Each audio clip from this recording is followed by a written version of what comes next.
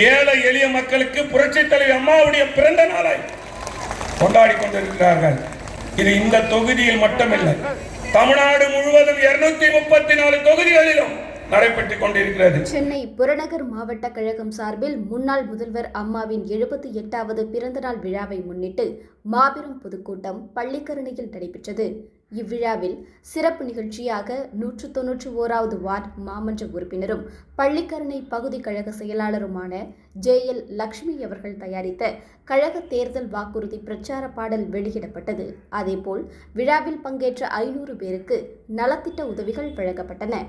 இவ்விழா JL லட்சுமி மற்றும் சென்னை புறநகர் மாவட்ட செயலாளர் KP கந்தன் அவர்கள் தலைமையில் நடைபெற்றது. கழக வழக்கறிஞர் பிரிவு தலைவர் VS சேதுராமன் மற்றும் கழக அமைப்பு செயலாளர் K சிங்காரம் ஆகியோர் சிறப்புரையாற்றினர்.